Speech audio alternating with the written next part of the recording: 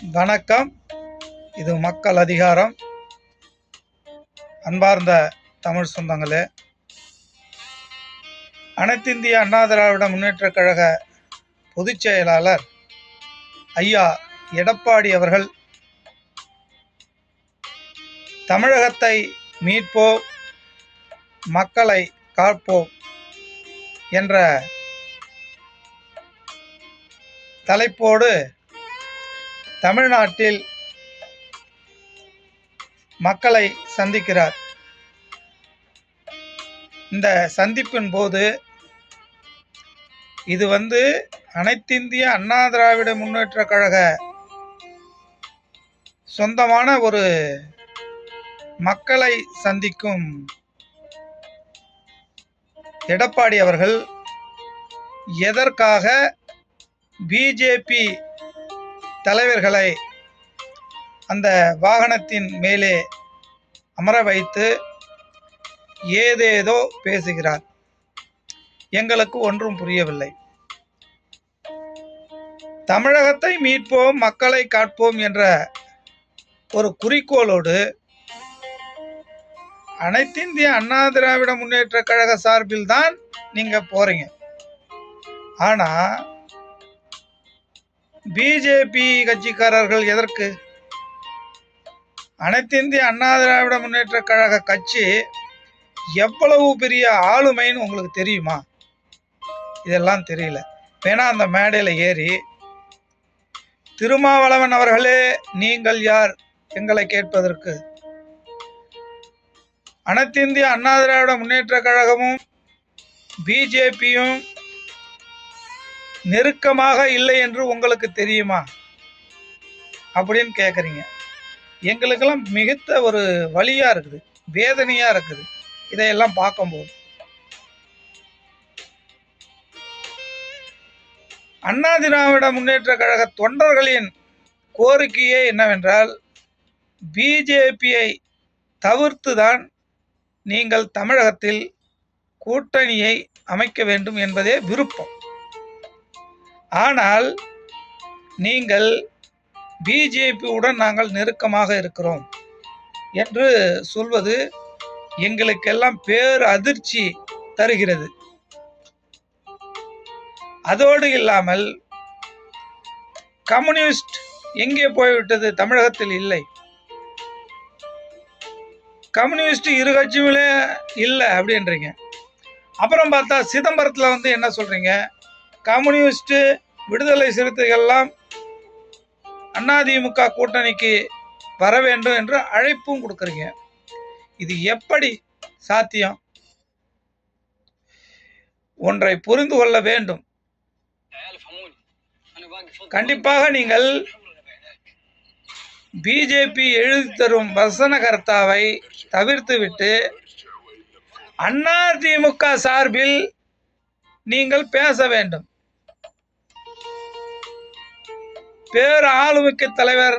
ஆளுமை மிக்க தலைவர் எம்ஜிஆர் அவர்களும், இந்தியாவே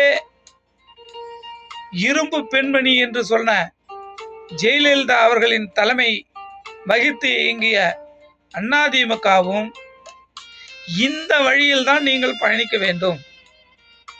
அம்மா அவர்களே ஏற்கனவே ஒரு வாட்டி சொல்லிட்டாங்க, ஏற்கனவே காலத்திலே நான் ஒரு தவறு செய்து விட்டேன், இனி அந்த தவறை செய்ய மாட்டேன். என்ன தவறு என்றால், பிஜேபி கூட கூட்டணி வைத்து நான் தவறு செய்து விட்டேன், இனி எந்த காலத்திலும் இந்த தவறை நான் செய்ய மாட்டேன், ஒருபோதும் பிஜேபியுடன் கூட்டணியை அமைக்க மாட்டேன்னு அம்மா அப்பயே சொல்லியிருக்காங்க.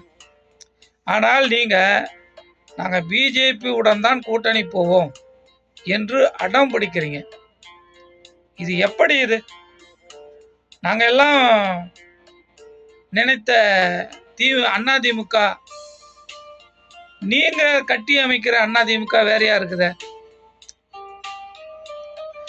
அனைத்து அதிமுகவின் முன்னாள் மாவட்ட செயலாளர்கள், முன்னாள் அமைச்சர்கள் அனைவரும் இக்கட்சியை விட்டு விலகிக் கொண்டே இருக்கிறார்கள். அதோடு இல்லாமல் இக்கட்சிக்கு 1.5 கோடி தொண்டர்களும் இருந்தார்கள். ஆனால் நீங்கள் தலைமையேற்ற பிறகு இந்த தொண்டர்கள் எல்லாம் புதிதாக யாராவது ஒரு கட்சி ஆரம்பித்தால் அந்த கட்சிக்கு போய்கொண்டே இருக்கிறார்கள். ஏன் சொன்னால் தலைமை சரியில்லை. தலைமை யாரையும் அரவணைப்பதில்லை. தலைமை அதிமுக கருத்துக்களை பேசுவதில்லை. தலைமை அம்மா புரட்சி தலைவி அவர்களின் வழியில் நடக்கவில்லை. அதிமுக தலைமை ஏற்கக்கூடியவர் சொந்த விஷயத்துக்காக இந்த கட்சியை வழி நடத்துகிறார்கள் என்று அதிமுக தொண்டர்கள் பரவலாக பேசி திமுகவுக்கு செல்கிறார்கள். தாவேகா இப்ப தொடங்கிய விஜய் கட்சிக்கு செல்கிறார்கள். முக்கியமாக உங்க கூட பிஜேபி இருந்து கொண்டே அதிமுக பிரமுகர்களை அவர் கட்சியில இணைக்கிறார்கள். இப்படியே போய் கொண்டிருந்தால் அதிமுக கட்சி என்ன ஆவது? நீங்களே சொல்லுங்க.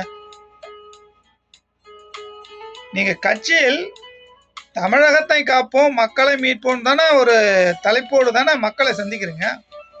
அப்ப மக்களை சந்திக்கும் போது அடுத்த கட்டமாக நாம் ஆட்சிக்கு வந்தால் இந்தந்த திட்டங்களை செய்வோம், மக்களுக்கு நல்ல நல்ல திட்டங்களை கொண்டு வருவோம் என்று மக்களிடம் எடுத்து சொல்லுங்கள். அதோடு இல்லாமல் கண்டிப்பாக இம்முறை பிஜேபி கூட்டணி கிடையாது அப்படின்னு சொல்லுங்க, உறக்க சொல்லுங்க. அதை விடுத்துட்டு கம்யூனிஸ்டுகள் காணாம போச்சு, கம்யூனிஸ்டுகள் ஜால்ரா கட்சி, விடுதலை சிறுத்தைகள் ஜால்ரா அடிக்கிற கட்சி இப்படின்னு ஒரு சிறு சிறு அமைப்புகளை, சிறு சிறு கட்சிகளை விமர்சிட்டு வரீங்க. இந்தியாவிலே ஆளக்கூடிய பிஜேபியை விமர்சிப்பது இல்லை. இந்தியா மணிப்பூரில் ஆளும் பிஜேபி, அங்கே மணிப்பூரில் பிஜேபி தான் ஆளுது. அந்த ஊரில் கிட்டத்தட்ட 2 வருட காலமாக சண்டை நடந்துக்கிட்டே தான் இருக்குது. இதுவரை அந்த மோதலுக்கு ஒரு விடை தெரியல. அங்கே யாரு இந்து தான் சண்டை போட்டுட்டு இருக்கிறான். இந்து முஸ்லீமும் சண்டை போடல, இந்து கிறிஸ்டினும் சண்டை போடல, இந்து பார்சியும் சண்டை போடல, இந்து புத்தர்களும் சண்டை போடல, இந்து தான் அங்க சண்டை போட்டுட்டு இருக்கிறாங்க. அதற்கே ஒரு விடை காணாத பிஜேபி அதிமுக என்ன விடை காண போகுது? பிஜேபி அதிமுக கூட்டணியில் இருக்கிறது என்றுதான் எல்லாம் சொல்லுவாங்க.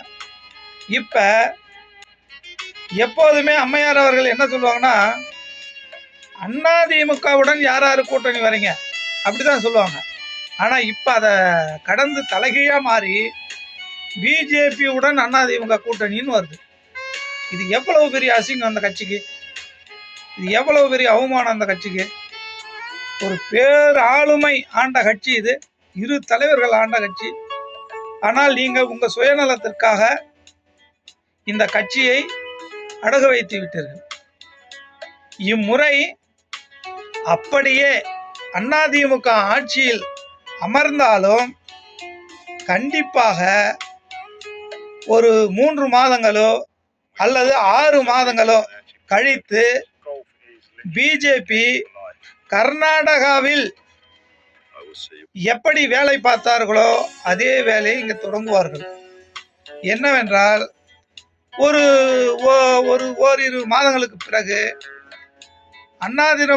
திராவிட முன்னேற்ற கழகத்தின் உறுப்பினர்களை எல்லாம் ஒருங்கிணைத்து அவர்களுக்கு எல்லாம் கொடுக்க வேண்டியதை கொடுத்து அதிமுக ஆட்சி நம்பிக்கையில்லா தீர்மானத்தை கொண்டு வந்து மீண்டும் ஒரு 6 மாதமோ இல்லை 1 வருட காலத்திலோ கண்டிப்பாக தமிழ்நாட்டில் பிஜேபி தான் குறுக்கு வழியில் ஆட்சி அமைக்கும்.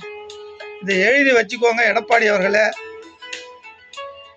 அதிமுகவின் தொண்டர்களுக்கு, உணர்வுகளுக்கு மதிப்பு கொடுங்க. அப்படி மதிப்பு கொடுக்கவில்லை என்றால் கண்டிப்பாக நீங்க எழுதி வைத்துக் கொள்ளுங்கள். அதிமுக ஆட்சிக்கு வராது.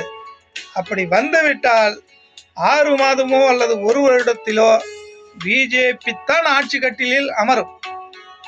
அந்த வேலையைத்தான் பார்க்கும். பின்பு அவர்கள் ஆட்சியில் அமர்ந்து விட்டால் சில மாதங்களே 2 அல்லது 3 மாதங்களிலே அதிமுக என்ற கட்சியை தமிழ்நாட்டில் இல்லாதவாறு இந்த பிஜேபி செயல்படுத்தும். இதுதான் உண்மை. ஐயா எழுச்சி தமிழர் தொல் திருமாவர்கள் அடிக்கடி சொல்லுவார், அதிமுக தலைவர்களே நீங்கள் விழித்துக் கொள்ளுங்கள். அவருக்காக சொல்லல, ஏற்கன காலத்திலே அம்மையார் அவர்கள் இருக்கும்போதே, கூட்டணியில் இருக்கும்போதே அம்மையார் அவர்கள் அறிவித்தார், தம்பி திருமாவளவன் என்னுடைய தம்பி, அவர் எங்க இருந்தாலும் வாழ்க என்று அவர் மனதார் வாழ்த்தினார். அந்த நன்றி விசுவாசத்தான், அந்த நன்றியோடு தான், அந்த நன்றிக்காகத்தான் எழுச்சி தமிழர் தொல் திருமா அவர்கள் அப்பல இருந்தே பிஜேபி அதிமுகவை அழிக்க நினைக்கிறது, பிஜேபி அதிமுக தலைவர்களை கொஞ்சம் கொஞ்சமாக கைவசப்படுத்துகிறது, நீங்கள் எச்சரிக்கையாக இருக்க வேண்டும், நீங்கள் எச்சரிக்கையாக இருக்க வேண்டும் என்று கூறிக்கொண்டே இருக்கிறார். ஆனால் அப்படியாப்பட்ட ஒரு தலைவரை, அப்படியாப்பட்ட ஒரு ஆளுமை மிக்க தலைவரை என்ன கேட்குறீங்க? நாங்கள் இணக்கமாகத்தான் இருக்கிறோம், இணக்கமாக இல்லை என்று நீங்கள் சொல்லுவதற்கு நீங்கள் யார் என்று கேட்குறீங்க? யாரை கேட்டுட்டு நீங்க இந்த அறிவிப்பை சொல்றீங்க? நாங்களும் பிஜேபியும் அதிமுகவும் பிஜேபியும் இணக்கமாகத்தான் இருக்கிறோம் என்று எப்படி நீங்க சொல்லலாம்?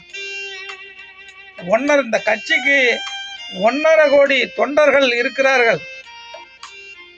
தொண்டர்கள் தான் கட்சி, நீங்க ஒரு ஆளு கட்சி இல்லை.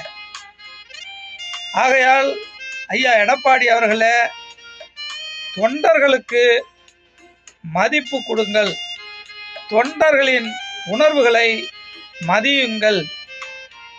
உங்கள் சுயநலத்துக்காக இந்த கட்சியை அழிக்காதீர்கள், அழித்து விடாதீர்கள், வீணடிக்காதீர்கள் என்று சொல்லி